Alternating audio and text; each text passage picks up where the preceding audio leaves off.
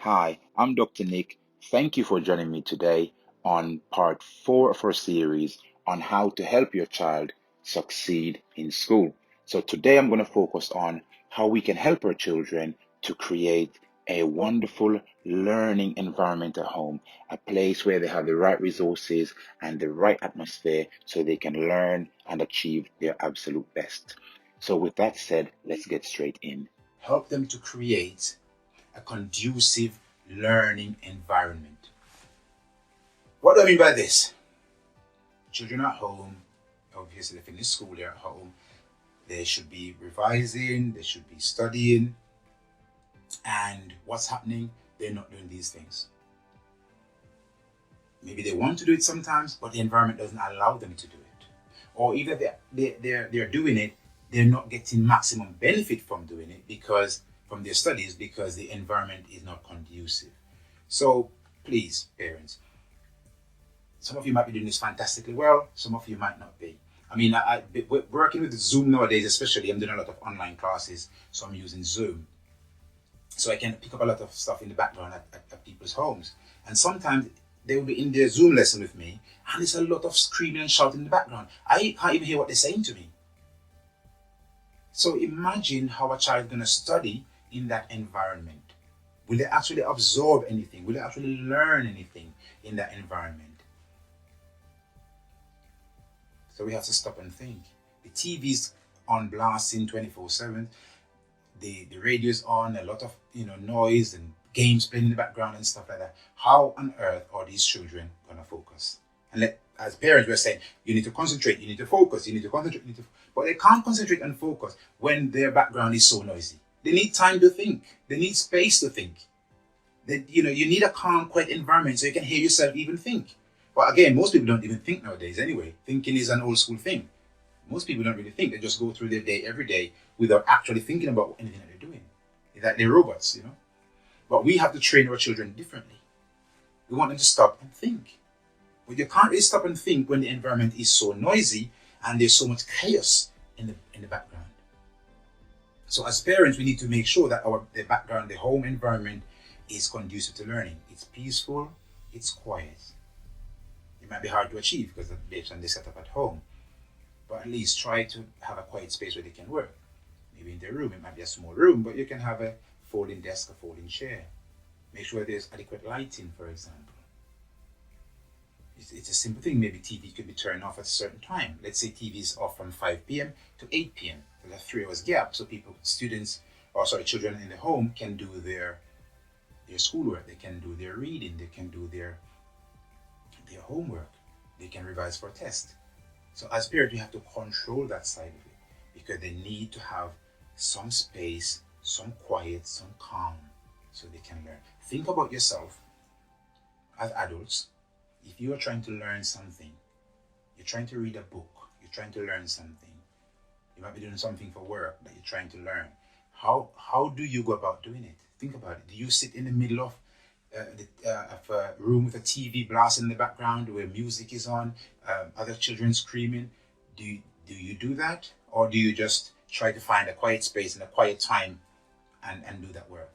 Think about it for a second. It's the same thing for children. They need that peaceful quietness in order to do their work. Okay, get your children to read. That's another point I want to raise. Because I don't think, from what I've seen, not enough reading is happening. So get your children to read more.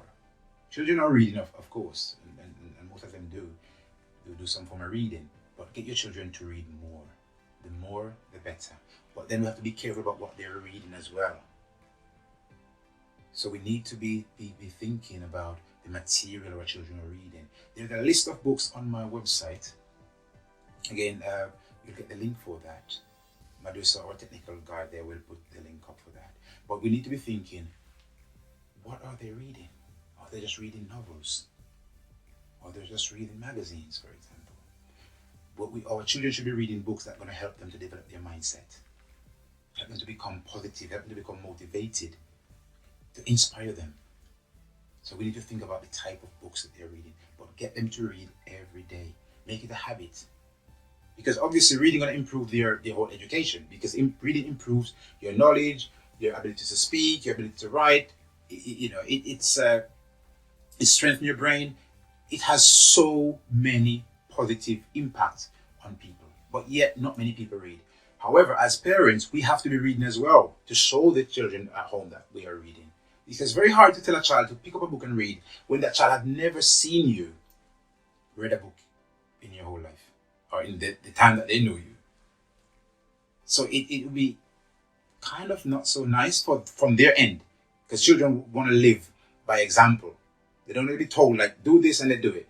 I think kind of children are changing nowadays. Maybe in my time they said do it and I just do it, but now they argue. They're asking you what are you not doing it? Why should I do it? Not that it's right for them to argue, but it's better to just lead by example. So tell them, I'm reading this book. When I'm finished, you're gonna read it. Or I'm reading this one, you read that one. Get them in the habit. Reward them for reading. Reward them for reading good books. Help them to develop their mindset. And the more their mindsets are developed and they're becoming positive and inspired, the more they will work, the more they will excel in school, the more they will achieve in life. It's very, very important. Yeah, I myself am a big reader. I read twice a day, every day. Yeah, my daughter, she's a big reader as well. She's been reading all the books I've read, and she's getting quite smart with those kind of things now.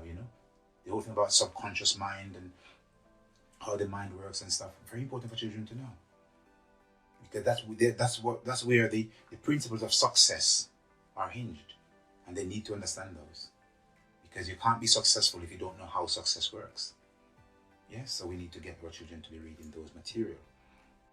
That's the end of part 4. So, just to recap, part 4 was all about helping our children to create a conducive learning environment at home, a space where they feel comfortable and encouraged to learn and achieve their full potential. So, I'm inviting you now to join me on part 5 of the series. And part 5 is very special. It's about how we celebrate our children's successes and how we empower them to become even more, how we motivate them, how we inspire them, and how we encourage them. So I'm urging you to join me on part 5, which is the final part of this series. See you at part 5. Thank you.